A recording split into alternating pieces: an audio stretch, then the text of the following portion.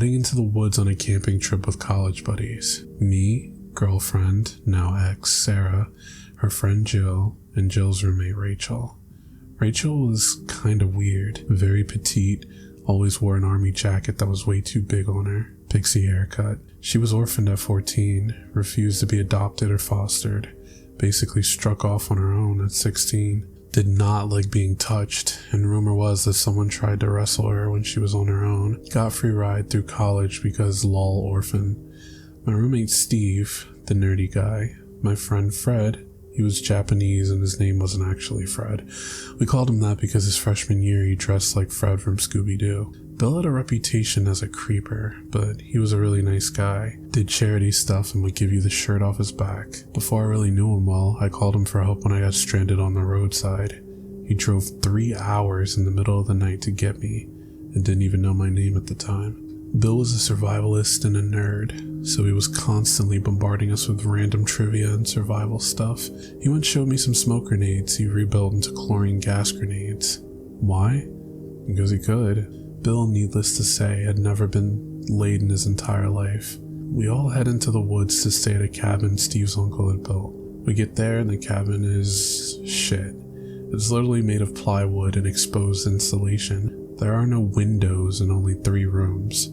It does have a nice wood-burning stove though. Set up sleeping bags on the old army cots in the 2 bedrooms. Girls in one room, boys in the other. We start a fire in the wood stove to warm the place up and start talking about what we're going to do in the morning. Cook chili on top of stove. Fred and Bill start treating racist jokes aimed at one another. It's their thing. Bill is practically a white supremacist and Fred is so nationalist he thinks the Japanese Empire should have won World War II. Naturally, Fred and Bill get along and that's why they became roommates. Girls are just weirded out by their antics, except Rachel, who's ignoring us all and playing with a Zippo. Jill needs to pee, only place to do it is behind a bush. Girls go together for some reason, and we can hear them giggling and talking while Jill squats behind the bush. Ignore them and laugh while Bill tells Fred his ancestors weren't nuked enough, and Fred calls him a filthy gaijin round eye. Girls suddenly come running back, complaining about a stench. Oh fuck. It smells like roadkill rotting in the sun, something metallic? Like burnt copper or smoldering wire. Holy hell, did that come out of you? Jill squawks in indignation. We all head inside to get away from the stench. Bill and Fred finish their racist jokes aimed at each other and move on to mocking Jews and the Holocaust. Girls give them a look that says they will never get laid. Ever. Suddenly, there's a loud screech outside the cabin. Sounds like a woman being murdered. Everyone but Bill jumps and looks at the door. Bill calmly announces, "It's a fox, chill out." Conversation and dinner resumes. Everyone eventually heads to bed. Spend the next day hiking and exploring. Find a pond. The girls, minus Rachel, want to swim in it. Steve points out that it's too cold to swim. The pond is stagnant runoff from the hills. Bill suggests plinking and I get out my .22 rifle and we shoot at our empty chili can. Everyone participates, except Rachel, who just sort of stands off to the side playing with her lighter. Bill suggests getting out his FAL and shooting with it, but the girls don't want to shoot a big gun. He's disappointed. I didn't even know he'd brought it, but this doesn't surprise me. Head back to the cabin to play Risk. Bill and Rachel end up wiping us all out and ending in a stalemate. Night falls. We build a fire in the stove again. Charades. Yes, we're that bored. Steve is pantomiming when suddenly there's a loud shriek outside. Was that another fox? Bill replies, "Nope, that was a rabbit's death scream. That's the only time they make a sound, when they're dying." Well, thanks for that creepy trivia, Bill. Continue charades. Suddenly, horrid stench fills the cabin. Everyone complains and the girls retreat to their room to escape the smell. Thump against the door to the cabin like a knock. What? Steve casually opens the door to investigate. Blood splattered on the door. There's a dead, disemboweled, skinless rabbit lying on the ground right outside the door. Did a fox throw a dead rabbit at our door? Creeped out, decided not to tell the girls. Nothing else happens. Stench fades away and we all go to bed. Next day goes much the same as the first. Hiking, exploring, flirting with Sarah, my GF, constantly. Fred keeps hitting on Jill, who is doing her best to make it obvious she's ignoring his racist Asian ass. Bill keeps pointing out edible plants and other survival stuff to the group. I would suspect he was trying to impress the girls, but he always did that sort of thing. Did you know most praying mantises are actually agnostic? Lol, what? Start a game of freeze tag in the woods. Girls cheat and combine tag with hide and seek. Everyone gets into it. Eventually everyone has been discovered and tagged except Bill. Where the fuck is he? Give up and loudly shout for him to come out. He drops out of the tree we're all standing next to, grinning. You sneaky motherfucker. Head back to the cabin. Everyone else plays Risk while I make out with Sarah in the back. Suddenly, Steve runs in and I yank my hand out of her bra. Dude, what the hell? What? How did you do that? Do what? Dude, could we get some privacy here? No, seriously, how did you do that? Do what? You were outside yelling for Bill to come out. When? Just now. Clearly I've been in here the whole time, and the only way in or out of the cabin is the front door. Dismiss it as a failed prank Steve was trying to pull on me. Back to sexy time. Yank my hand out of her bra a second time when Fred comes in and yells for us to come here quick. I'm pissed now. What the hell, guys? Shh, listen. I don't hear anything. What are you? Suddenly I hear a voice out in the woods. Okay, Bill, game's over, come on out. It's the exact phrase I shouted earlier. Who the hell in the woods is repeating what I said? Fred looks at me and says, dude, it sounds just like you. Whoever it is shouts again, and it really does sound just like me. Who the hell is out there? Steve cracks the door open to peek outside. Doesn't see anything. Who's out there? Silence. Then, okay, Bill, game's over, come on out. Bill shrugs and steps outside. I'm here, what do you want? Silence. Maybe whoever it is hadn't thought that far ahead. Bill stands there for a minute, then comes back inside. Dude, are you nuts? We don't know who'd be out there. In typical Bill fashion, 0 fucks were given. Instead, he calmly gets out his FAL, which is the biggest rifle I've ever seen. He slaps a 30-round clip into it and chambers around. Then he turns on the flashlight clipped on the barrel and walks outside. If I'm not back in 10 minutes, leave without me. Dude, WTF. We wait, Steve standing watching at the door.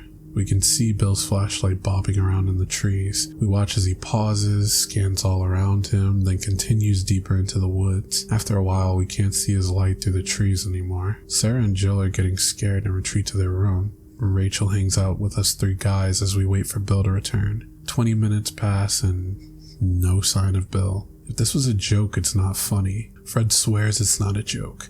Or if it is, then Bill didn't tell him about it.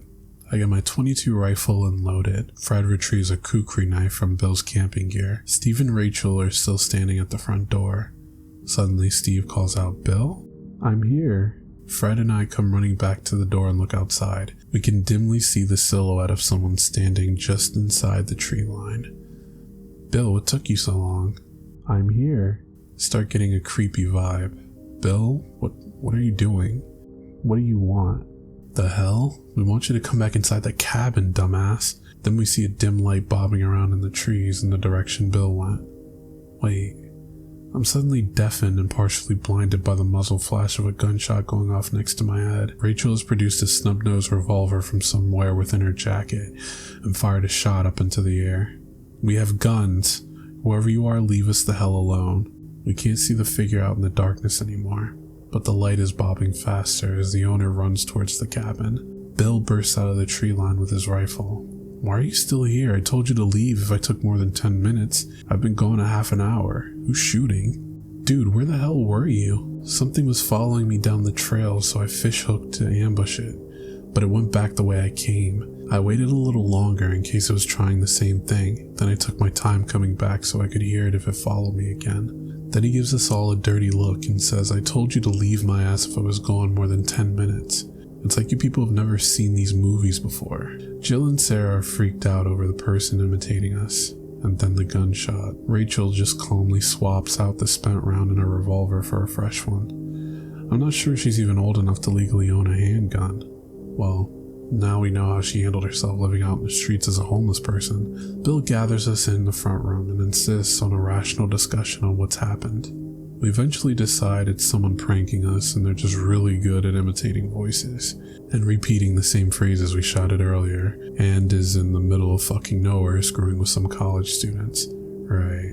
We all eventually go to sleep, but I noticed Bill kept his rifle within arm's reach. The next morning there was a dead something or other with its skin missing and its guts splattered all over the front of the cabin. Bill thought it was either a possum or a raccoon. The girls are thoroughly creeped out now and insist on leaving. Sarah's convinced it's some serial killer, or the dead animals are a warning, or some sick gift. Bill isn't entirely convinced the dead animals weren't left there by a bobcat or something, but is also convinced there's a person out in the woods fucking with us. Steve and Fred don't know what the fuck is going on, but they don't think it's funny. We all eventually decide we're going to find whoever's messing with us and get them back. The girls are too scared to leave the cabin. Bill recruits Fred as his assistant, and they spend the day building booby traps, digging pits, and rigging perimeter alarms from empty cans full of pebbles. Steve retrieves a hatchet from the woodpile and nominates himself captain of the creepy cabin self-defense squad, since it's his uncle's place. Everyone basically ignores him, and Bill becomes the de facto leader, since he seems like he knows what he's doing. Finally, he and Fred finish whatever the hell they were doing out in the woods, and we all sit around the table playing cards. None of us really know how to play poker, except Jill, who wipes us out. Fred suggests strip poker, which the girls immediately veto. Then we wait, and wait, and wait some more. At this point, I don't care how creepy the motherfucker is. Whoever is messing with us better show up or I'm gonna be pissed. I regret that sentiment wholeheartedly. Just before sunset, Bill instructs Sarah and Jill to shelter in their back room and has me and Rachel guard the door with our guns. Fred and Steve, being armed with a hatchet and a kukri, are to guard the girls in the back while we defend the front door. What are you gonna be doing? I'll be up in the tree waiting to ambush whoever it is. They'll be expecting us all to be holed up in the cabin. Explain why this is a terrible idea. Bill ignores me and tells us not to shoot unless we know 100% for sure it isn't him. He disappears into the trees. Crazy motherfucker. Jill is insisting we all just go home. Sensible, and keeps asking us how we know Bill isn't just an idiot who's making shit up to look good. Fred insists he knows what he's doing. We hear a rattle from one of our perimeter alarms. I crack the door open. I can't see anything outside. Who's there? Come on out. It's my voice again. Who the hell are you? Come out where I can see you. I'm here.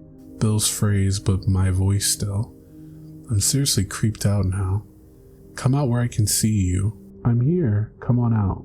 Against my better judgment, I step outside the door and shine my flashlight at the trees. There's someone standing in the tree line with their back towards us.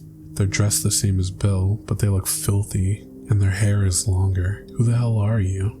No response. Turn around so I can see you. Still nothing. It just stood there. I have a gun. I'll shoot if you don't turn around. It didn't say anything, but whoever or whatever it was started convulsing, like it was laughing hysterically, but there was no sound. You better leave us alone. This is our property. You better get out of here. It was still standing there with its back towards us, but now was jittering, like, it's hard to describe, but it's like it was under a strobe light or something. I take a step forward, keeping the flashlight and my .22 aimed at it. Do you hear me? I was debating what to do next and wondering where the hell Bill was when I smelled that stench again. It was so sudden and so foul, it was like being hit in the face with a brick. I gagged at the stink of a dead animal decomposing in raw sewage and mold, and my eyes watered. I looked back at the cabin and the others, and Rachel and Steve both shouted in shock. I spun around, and the whatever it was suddenly much closer, halfway between the tree line and the cabin with its back still towards us. I scrambled backwards toward the cabin. I will never forget what happened next. Fred holds the kukri over his head in a two-handed grip, and no shit screams, "Bonza!" He screams, "Bonza!" Charges out of the cabin towards the creepy strobe light person. No wonder he gets along so well with Bill. They're both crazy motherfuckers. Fred runs past me, then immediately trips over. Sorry. I'm still recovering over the bonsai shit. Fred runs past me, then immediately trips over a piece of stray firewood and face plants into the dirt, dropping his big ass knife. The person is convulsing like something is crawling around under its skin and clothes. Rachel is shouting for us to get back inside the cabin and waving her revolver around, and suddenly the night is shattered by a deafening. The creeper freezes motionless. Even louder than the gunshots is an ear-splitting shriek. If a banshee and a cougar were slowly lowered into a wood chipper, it wouldn't sound half as loud or disturbed as whatever the hell that scream was. The creepy person vanishes like they were never there. Bill sprints into view, switches on the flashlight on his rifle, and scans the tree line. I told you idiots to stay in the cabin. After some shouting back and forth, Bill and Fred investigate outside, while the rest of us go back in the cabin. They find some blood where the thing had been standing. Or at least they think it's blood, because it's pitch black. They can't find any footprints anywhere, and other than the alarm that was shaken when it first appeared, none of the booby traps were tripped. They came back in the cabin, and the rest of us have decided, fuck this, we're getting the hell out of Dodge. Bill calmly loads 3 rounds into his magazine to replace the ones he shot, and asks if we really want to load our stuff into the van in the dark with that thing out there.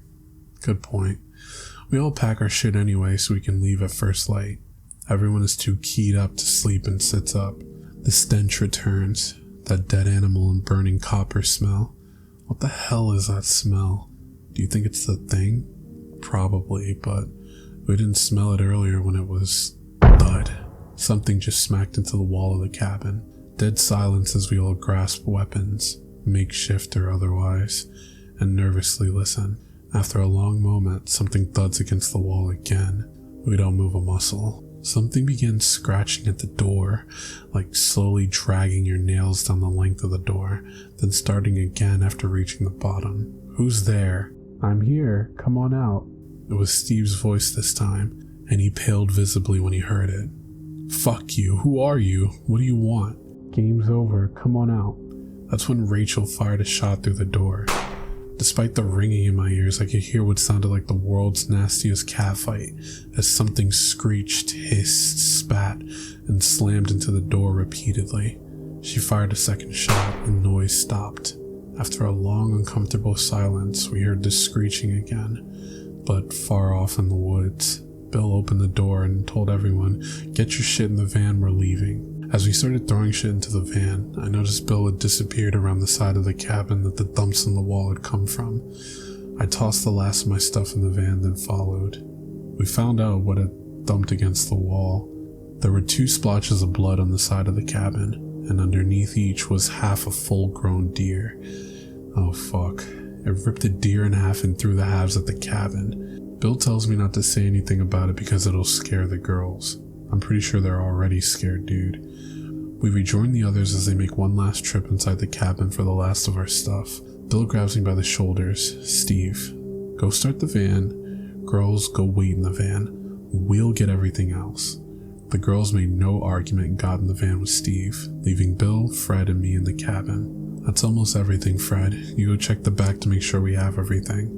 Then Bill physically pulled me and Fred out of the cabin while we gave him a what the fuck look. And then I saw someone else in the back of the cabin, wearing filthy clothes like Bill's, packing things up. Oh fuck. It was in the cabin with us. Bill quietly pulled us out of the cabin, and I pointed my rifle at it. I heard a pop like a firecracker going off. Something smacked me in the leg. I looked down at my feet and saw... Is that a fucking grenade spoon? I looked up just in time to see Bill pull the pin from a second grenade. One of those big smoke grenade types. Release the spoon with a pop and throw it into the cabin. Then he shut the door and locked the handle on the deadbolt with Steve's keys and stepped back. He looked at me and calmly said, "Thermite. Any second now."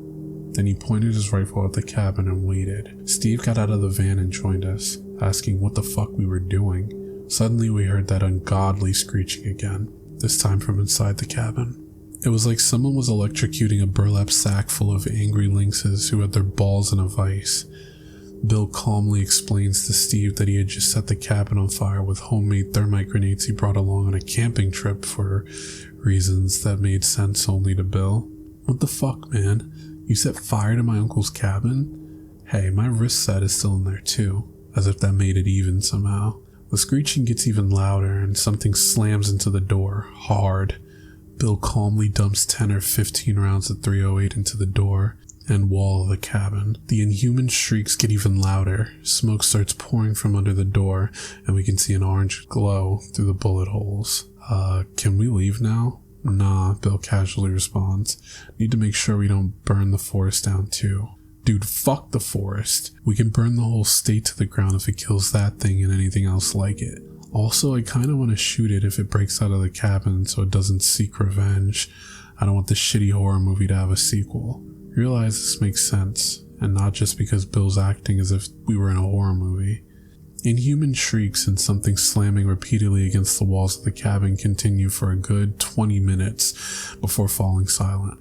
The girls get out of the van and join us as we watch the cabin burn to the ground.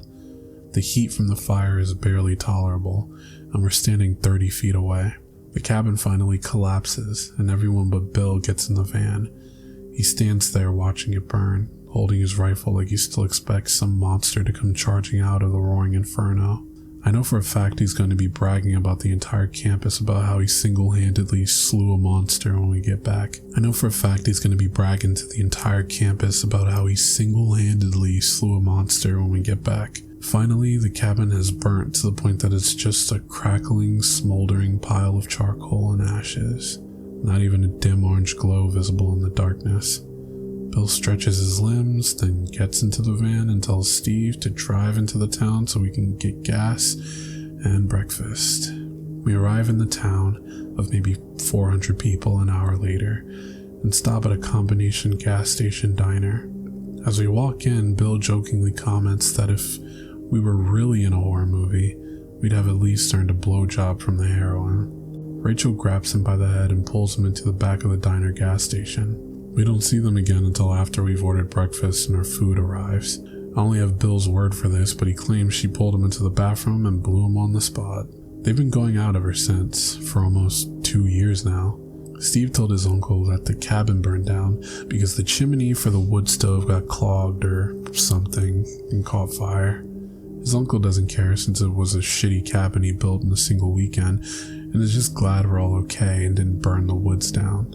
We've never gone back there, but Steve's uncle has gone camping there several times since, mostly during hunting season, and hasn't seen or heard anything odd, other than the skeletal remains of a deer torn in half next to what was left of the cabin, that is. Bill's the only one of us crazy enough to go camping. You murder one creepy monster in a fire, you sort of lose any fear you had of the woods at night. Speak for yourself, you nut job. And that's my creepy skinwalker, fleshgate, wendigo, whatever the hell it is story. I have no idea if we actually killed it or not, and I'm not poking around in the burnt remains of that cabin to find out. You know, they had me going up until he had his Asian friend yell bonsai with a fucking knife above his head. I can't get over that shit. It still has me smiling a little bit right now, cause like what the fuck. Anyways, but other than that, I think it was a good story. Probably fake as fuck, probably geek and fey, but you never know.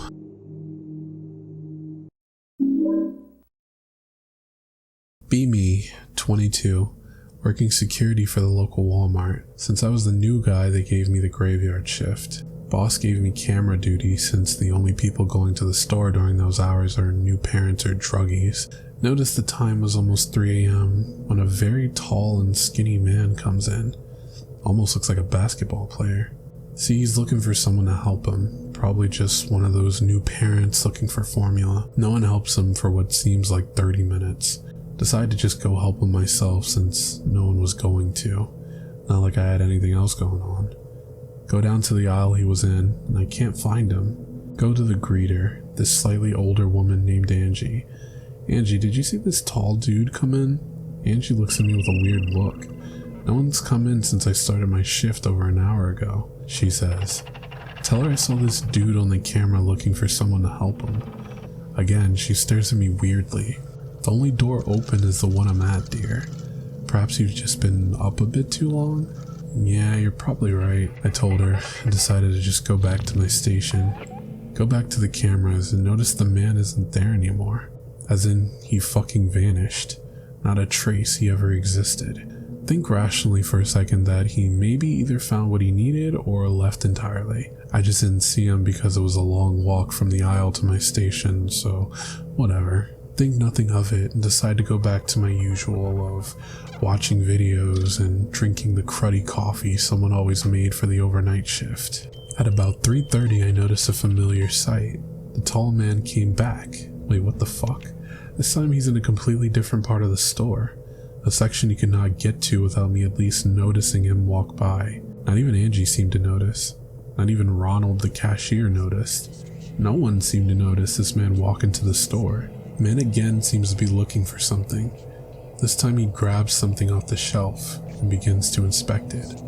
Just a box of cereal, nothing more, nothing less.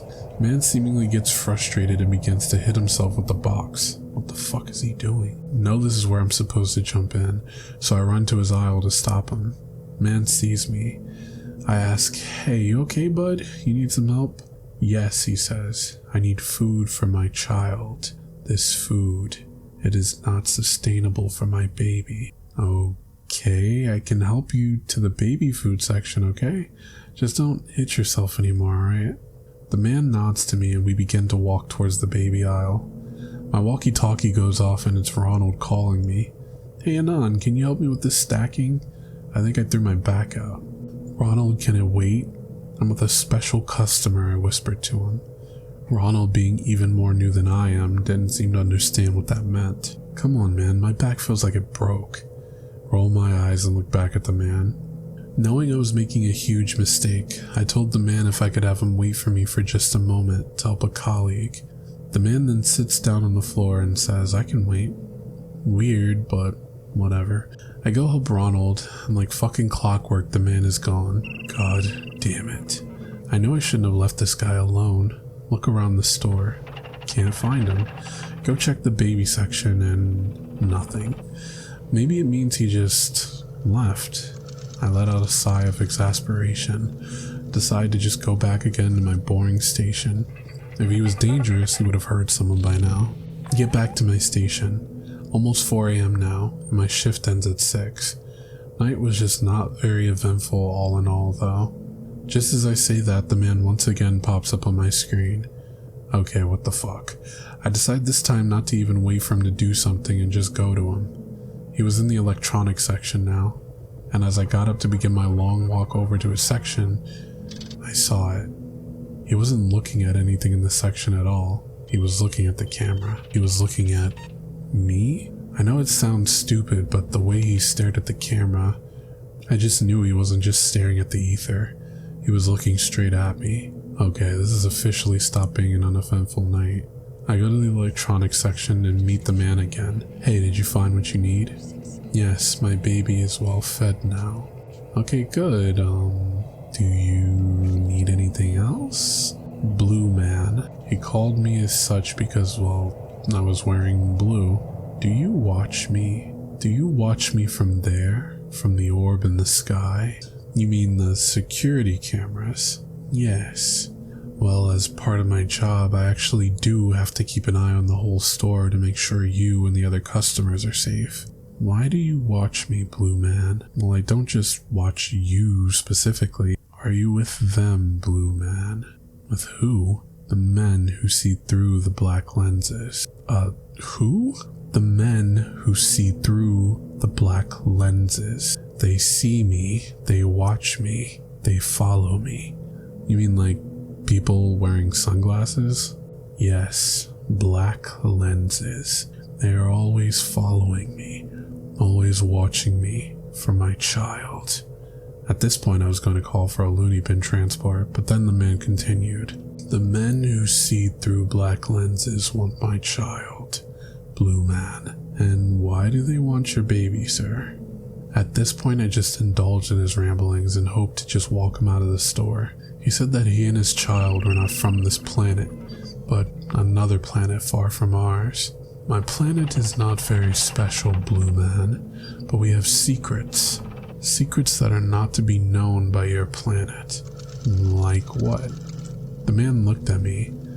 "Blue Man, if I tell you, you too will have black men with lenses looking for you." "I'll take my chances," I jokingly said, but the man obviously took this very seriously. "Blue Man, I shall trust you." I knew this guy was insane, but for some reason I was kind of excited to hear these secrets. "Blue Man, do you know of your moon?" Yes. It is not your moon. My people gave it to you. We allowed for gravity to be given to you. Through our transportation methods and advanced science, we're able to make an artificial moon for you, so you may be able to stabilize your evolution. You mean like you guys were ancient aliens? Yes, we were the ones you speak of in legend and folklore. We have traveled to help other species, other races, to evolve from primitive beings to what you are today. Humoring him still, I ask, "Okay, why would your people go through so much trouble to get my people out of their primitive stages?" "To prepare you for the Great Awakening, the Great Truth." "The what?" "The Great Awakening, Blue Man. The time where all truth, all secrets, all legends are to be revealed to the universe, to all living life forms, to give them a higher sense of self." "Okay, but that doesn't answer why you need to advance this at a higher rate than what would naturally occur." "Because those species that are too primitive will either die from shock or be so enraged at the great truth that they will kill each other in wars." At this point, I just decided to lead him towards the door, and hopefully he lets me and the store be. The man begins to tell me one last secret. "Blue Man, remember the men who wear black lenses will one day come for you. You already know too much, too far into the depths." He says he needs to give me something, but can't seem to find it. I tell him that it's okay and to just go before he attracts the men who wear black lenses. He says he will be back once he finds the item he needs to give to me. He says the item will protect me from them and will show them I'm not part of his race but a hopeless bystander. I nod politely and let him be on his way. I tell him if I see any black lenses I'll be sure to tell him. The man doesn't come back that night, and I don't see him for what seems like an eternity. After that, even though I myself didn't believe his story, can't lie when I said I did notice a lot of black sunglasses around during that time.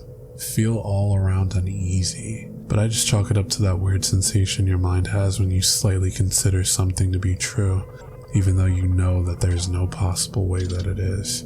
Fast forward about a month later. I'm no longer the new guy, but I request to be put on the night shift, since it's not only easier on my already messed up sleep schedule, but it also is just way easier to deal with than having crazy rednecks or Mexican moms to deal with in the daytime. Just sitting around until about 3 a.m. rolls by. A familiar sight I haven't seen in quite a long time decides to stroll in. The tall, skinny man comes back. Oh fuck, here we go again. Decide to go greet him since I think he would remember me and be able to talk him down again. I got to his aisle where I noticed he seemed even more frantic. "Blue Man, I have the item for your safety." I tell him to keep it and make sure to give it to me some other time. He looks visibly distraught. "Blue Man, please, you must let me give you this." I tell him that I'll take the gift once I go help another customer. In reality, I just went to go call some local sheriff to take him to a ward, since it was obvious this man was fucking crazy. The whole walk over there I could feel his gaze, his presence, shake it off his nerves. What was I nervous of? Hell if I know. I just was. As I get to the camera room and grab my phone to dial up the sheriff, I noticed something that made my skin crawl. The man wasn't there. It made me feel so damn anxious. I don't know why, since he vanished before, but this time it felt so much more eerie. I shake it off and begin to dial the number until I heard a voice behind me. "Blue Man." I fucking froze. I just full on stopped consciously moving. Hell, it felt like my soul had just left my body out of fear. I turned to see this tall, skinny man in the security room with me. This tiny room with a man who I was sure was insane. I was sure he was going to kill me. "Blue Man, I must give you this. Here, take it. It will protect you." I notice a small white card, nothing on it but the word sleep. Show it to the men who wear black lenses. They will never bother you again once you see this. I must go now. My child is restless and it is time for us to go home. My mission to evaluate this planet is done. He then bends over and I see it. A fucking carrier. There's no way he has something in there, right? Then I hear small noises coming from the carrier. My heart nearly burst out of my body. Holy shit, is this guy real? Is that an actual baby? Where the fuck did he get it? Is it his? Did he kidnap it? As I say that, the man runs off and I never see him again.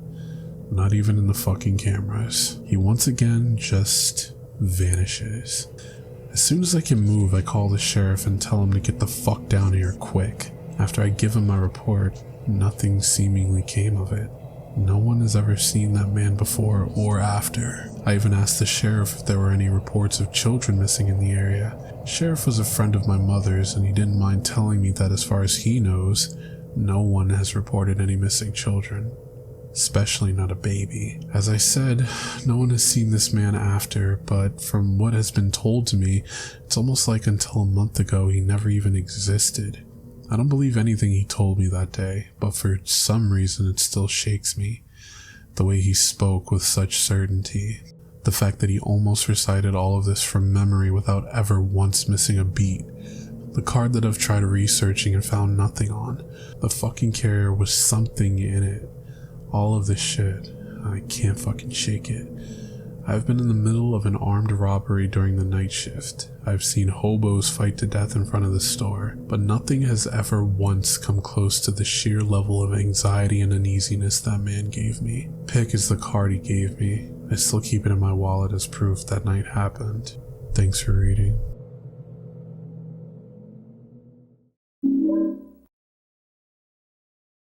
I'd like to start off by saying I don't have any fucking clue why I'm posting this on X, or really at all. Maybe I'm afraid of dying or something. The events described in this story happened a month and a half ago in Shenandoah, West Virginia, although I typed this up about 2 weeks ago. I just haven't really had the guts to post this until what happened yesterday. The story starts in late September. My family went to go visit our relatives who invited us up to celebrate one of them, Desiree, getting like $2,000 in some scratch-off lottery thing. They live in this really fucking shitty part of Shenandoah that people from Charlestown, Shepherdstown, and Ranson, basically the least rednecky parts of West Virginia, like to call Squalor Holler. It's way up on the mountain, and exactly like how everyone pictures it when they hear about it. Nothing but ramshackle shacks, rusty-ass rebuilt trailers, everything fucking covered in decade-old Christmas decorations because they're all too busy being smelly rednecks to ever clean up. Real deliverance shit. Just no rivers or canoes. The relatives we're visiting and are absolutely confirmed inbreeders. All cousins fucking each other. We don't refer to them as aunt, uncle, whatever. Just relatives. Not terrible people or anything, just absolutely cartoonish, depressing hillbilly. So, anyway, we're up here in this godforsaken trailer. It sucks. There's like 8 of them, plus me, my dad, my mom, and my sister. About 2 hours in, my mom takes my cell phone so that I can focus on the family time together, which is bullshit. All we did the whole time was eat TV dinners and be forced to watch NASCAR and shit. After like 6 hours of this shit, about 10 minutes before we were supposed to leave, it starts raining. We know how treacherous the roads can get up on the mountains, so we decide to wait for the rain to die down. Flash forward 2 hours later, it's fucking dark as hell. 10 o'clock, and there's a flood warning in the area. I have my phone back by this time, no reception though, of course. I'm playing Tetris and Texas Hold'em and stuff when suddenly I hear my dad start losing his shit in the next room. I walk over, and it turns out that they let slip that they just buried their kid, Thomas, outside, and apparently were afraid the rain would wash up his body or some other horse shit. This guy likes saying shit a lot, huh? The kid was like 6, he was attacked by a dog, and they never told the cops. Just fucking buried him like he was a family pet. My dad's flipping his shit. And rightfully so, because, we live in the 21st century and all, so our relatives all say they'll sort it out in the morning. My parents tell me and my sister to stay in the same room as them during the night, and we do. None of us really suspected that they killed Thomas or anything, since they're really peaceful. They didn't even own any guns aside from this one old-timey double-barrel shotgun they had on a mantle. Nevertheless, we were creeped the fuck out, and intended to tell the cops in the morning once we got to town. So it was like 3 in the morning. I couldn't sleep. Power had gone out for the 5th time or so, and I'm not able to charge my dead phone. Worst part is I could see Thomas's little grave right outside the window. Little cross on it and everything. I assumed the kid couldn't have been buried deep at all since they were so worried about him just washing up out of the grave. So I was just fixated on it. Kept being drawn to look out of the window. And then I saw the fucking worst thing in my life. Something was creeping through the trees toward the house. I stared at it for a while, but couldn't get a good look at it since it was raining and the bush was so thick. For a few minutes I assumed it was 2 really pale horses, kind of ambling through the woods side by side, but then it walked into the moonlight, and I saw it was all one thing, like a kind of human torso but wider. It finally stepped into full view, and I saw it had something like 6 legs, kind of somewhere between a beetle's legs and a horse's legs, 2 arms right where someone would normally have them, but they were about half a foot longer than any normal man's arms. It had a bald head, but the face looked like some sort of fucking bizarre masquerade ball kind of mask. This fucking clenched up furrowed forehead, and a nose that looked sort of like a crow's or a raven's beak. It didn't have eyes either, just like the depressions where eyes would go. It looked like it had a human mouth underneath its proboscis.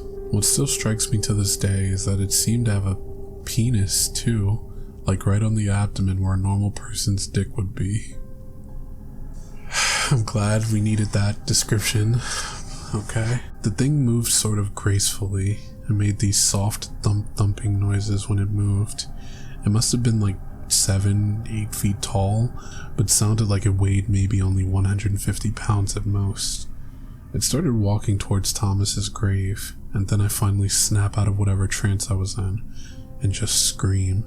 My mom was the first to wake up, and I tell her to look out the window. She rushes over and doesn't seem to really understand what she's looking at. After a minute though, the thing bends down and starts pawing at the grave with its hands. My dad and Jasper rush in, and Jasper just fucking loses his shit, screams like a little girl, runs back out of the room yelling for his father, yelling, "It's outside! It came and it's outside!" I look back and see the thing is digging furiously at the ground, kicking up huge amounts of dirt. I hear these sounds of feet running around the house. I think they were looking for the shotgun.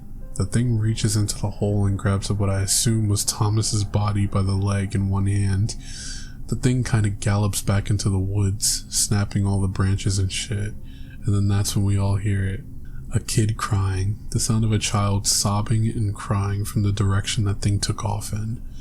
We left as soon as the rain let up, at like 5 a.m. I don't even think we told anyone at the house. Drove straight back to Ranson, only stopping for gas. No one said a word to each other. My family refuses to speak about what happened. I tried to bring it up once, just to make sure it was real. My dad told me to shut the fuck... My dad told me to shut the fuck up, so I did. I typed this up about 3 weeks after it happened, but just saved it to a notepad file and left it alone. Never mentioned it to any of my friends or anything. Just tried to erase it from my mind by getting absolutely fucked up drunk whenever my thoughts lingered on it. It mostly worked, up until yesterday. Continue, this better not end with a skeleton popping out OP. See, I work at this gas station in Ranson from 8 p.m. to 3 a.m. I work the register, keep the place clean, and take out the trash.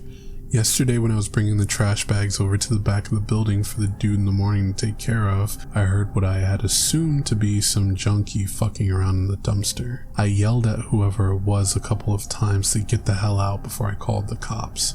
But as I walked towards the source of the noise, I suddenly heard those same footsteps, that soft thump thump, hooves or feet or whatever the hell they were. I turned right around and went back into the store and hid behind the counter. I look over at the outside security monitor and see some kind of movement from just off screen. Something huge casting a shadow and moving. Catch a glimpse of, I don't know, an elbow or something, a pale limb darting in and out of view. It had to have been the same thing. I waited for it to leave, and after a while, it did. I woke up behind the counter at 6 a.m. this morning to my manager giving me this fucking look like I'm a drug addict or something. Went home and typed the rest of this up. And that's about it. No, you have to trust me.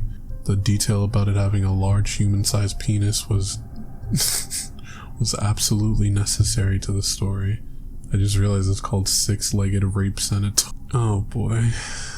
I hope you guys have a wonderful night. And yeah, take care.